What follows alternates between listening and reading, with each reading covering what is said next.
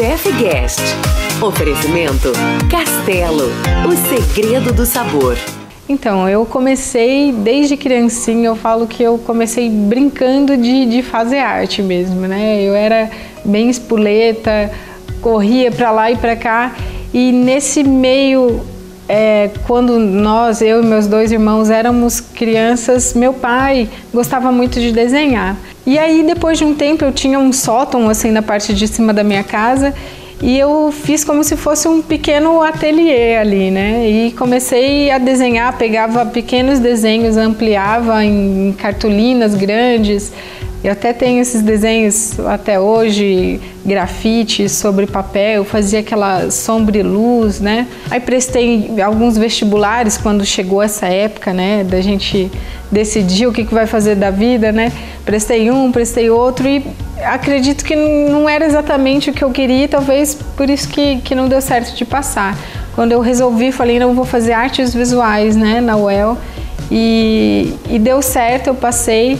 Me empenhei para aquilo e foi muito bacana o curso todo, e foi ali que eu vi que realmente era aquilo que eu queria para a vida toda, né?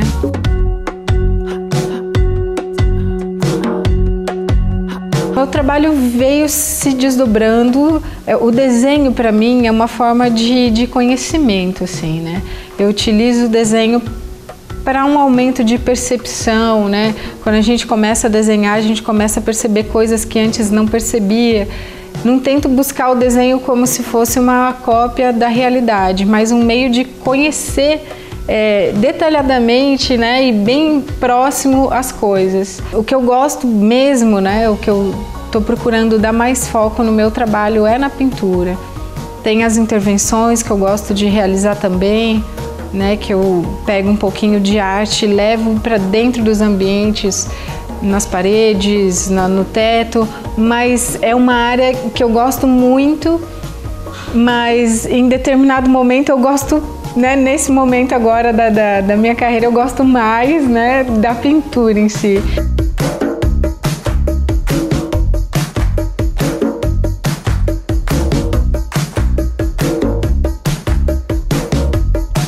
Eu estou muito contente, assim, né? Porque nesse momento as pessoas têm gostado muito do meu trabalho. Tem acontecido um reconhecimento muito até surpreendente para mim, né? Às vezes as pessoas vêm ao meu ateliê e falam: Raquel, você que é Raquel? Eu pensei que fosse uma senhora, né? Isso é bem engraçado, assim, nesse momento, mas as pessoas têm gostado e o trabalho tem saído realmente aqui, né, da cidade. Tem algumas obras em Curitiba, no Rio de Janeiro, em Brasília, em Cuiabá. Então eu acho bem bacana esse rompimento de fronteiras aqui da própria cidade. E sobre a inspiração do meu trabalho, ela vem muito da natureza, né? Essas impressões que eu percebo diariamente, né?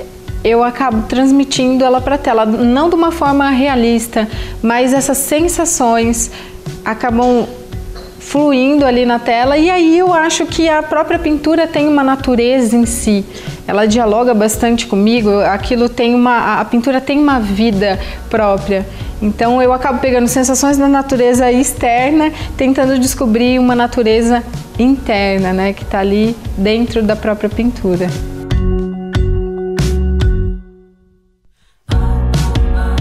A receita que eu escolhi hoje tem muito a ver com o meu trabalho, né? A gente pode falar: Raquel, como é que você escolheu uma coisa dessa, né? Na época em que todo mundo está falando em emagrecer, né, em coisa diet, e esse bolo é extremamente engordativo e gostoso, né? Mas eu escolhi esse bolo de cenoura, né, com coberturinha de chocolate, porque eu acho que ele tem muito a ver com o meu trabalho no sentido de ser simples.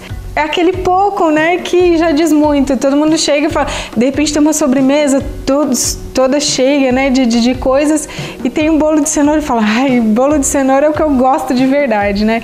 Então agora eu vou ensinar vocês a fazer a receita do bolo de cenoura da Raquel.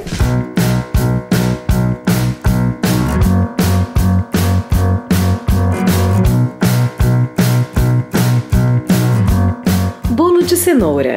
Para esta receita, você vai precisar de 4 cenouras médias, 4 ovos, meia xícara de óleo, 1 colher de fermento em pó, 2 xícaras de farinha de trigo, 2 xícaras de açúcar. Para a cobertura, utilize 2 colheres de margarina, 2 colheres de leite, 2 colheres de chocolate em pó e 8 colheres de açúcar.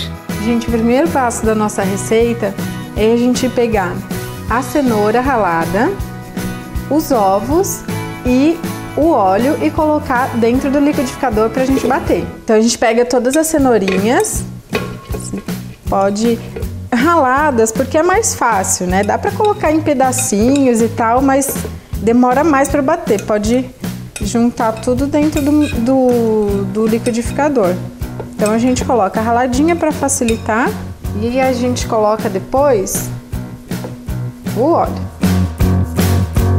Aí a gente vai bater tudo agora.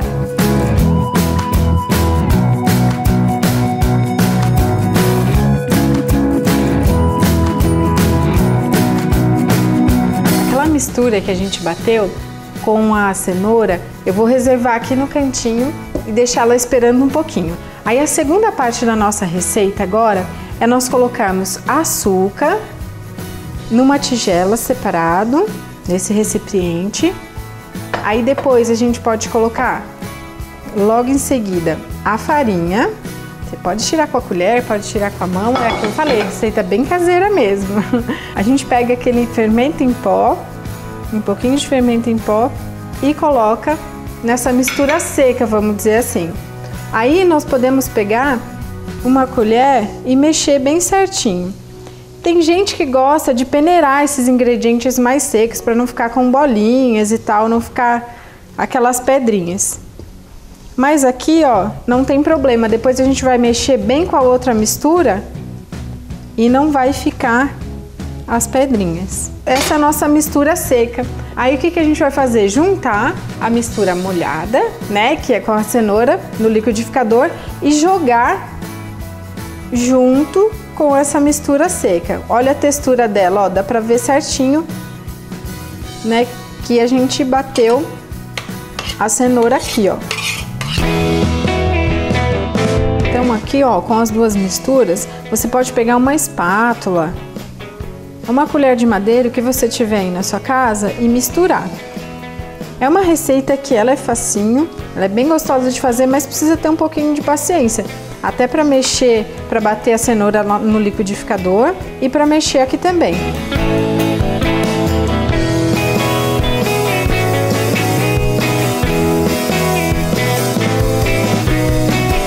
Olha como é que ela ficou, uma massa bem homogênea, e é aqui que tem que caprichar para não ficar aquelas bolinhas de farinha ou dessa parte seca da mistura seca que a gente fez. Ó, agora você mistura de novo e a parte seca não aparece mais.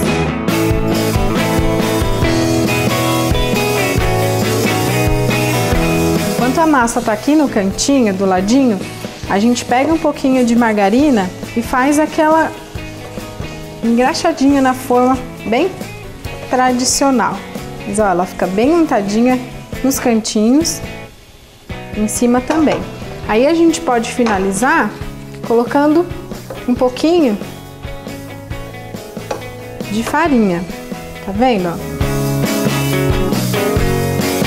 Para ela entrar em todos os cantinhos. Essa forma que eu tô usando é uma forma que ela é desmontável, sabe? Para depois a gente jogar a caldinha no bolo, mas você pode fazer a forma normal.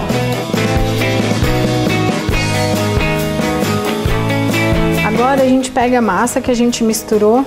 Olha, parece que agora ela tá ainda mais bonita, ó. Ela tá começando a crescer, parece, né? E vamos jogar ela toda aqui dentro da forma.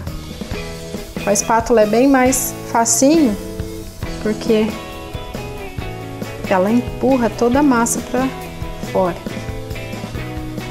Agora eu vou levar a massa para assar em fogo médio durante mais ou menos 25 minutos. Fica de olho lá.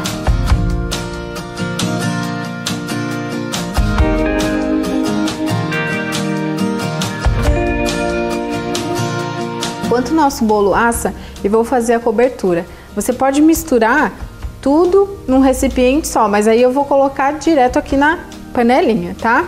Então você pode pegar os ingredientes, vamos colocar açúcar. Aí nós vamos colocar o chocolate em pó também, tá? Essa calda é uma calda simples, as 2 colherzinhas de manteiga, tá? E aí, 2 colheres de leite. Minha colher tá um pouquinho suja aqui, mas não tem problema. 2 colherzinhas de leite. Se você achar que ficou muito grossinho, você pode depois colocar mais um pouquinho de leite. Às vezes a calda fica esfriando, enquanto o bolo tá terminando de assar, ela engrossa um pouquinho, daí você coloca mais um pouquinho de leite. Essa calda é a calda simples, como eu falei pra você. Se você quiser, você pode fazer a calda de leite condensado, fazer algo mais elaborado. Depois de todos os ingredientes na panela, é só levar ao fogo e mexer.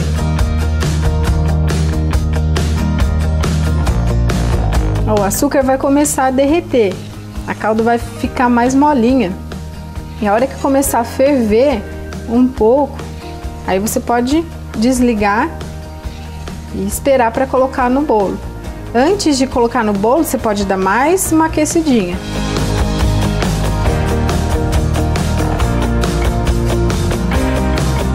A hora que levantar a fervura, só não pode deixar muito tempo, tem que ficar daí bem atento para não ter perigo de queimar.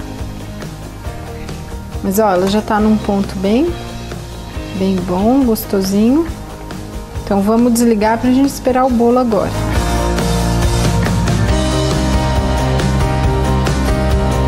Aí você pode pegar uma faca e passar devagarinho em torno da forma, para ele desgrudar. Eu falei pra vocês, essa forma aqui é daquela que tem a borboletinha aqui do lado pra gente abrir.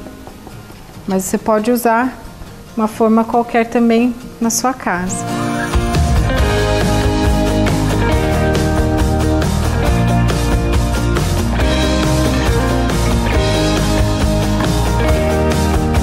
Ó, gente, agora a gente vai colocar a calda. Você pode ir espalhando devagar.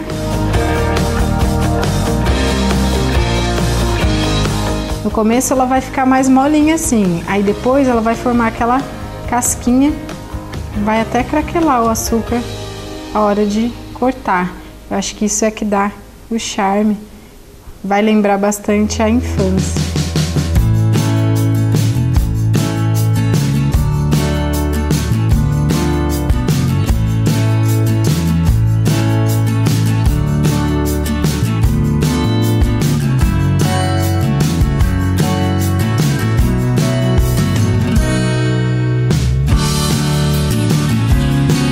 Nosso bolo pronto, eu espero que vocês gostem. É simples, como eu falei para vocês, essa receitinha de família, de casa de vó, mas ao mesmo tempo a gente pode dar uma requintada, assim como nas obras também, nos desenhos, eles são simples, são só linhas, mas eles podem ser mais trabalhados e de repente ganhar um ar também mais sofisticado, tá? Eu espero que vocês gostem, um grande abraço, tudo de bom para vocês, eu espero que vocês experimentem essa receita em casa.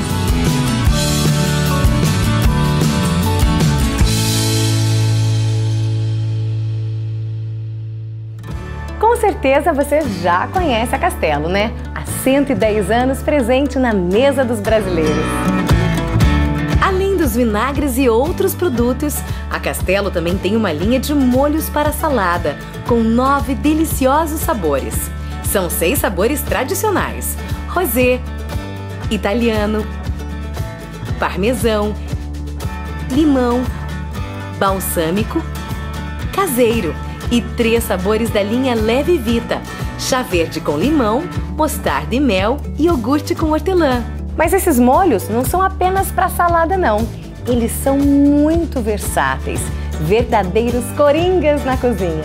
Experimente utilizar em lanches, carnes, massas, canapés, fondis, na pipoca e onde mais a sua imaginação permitir.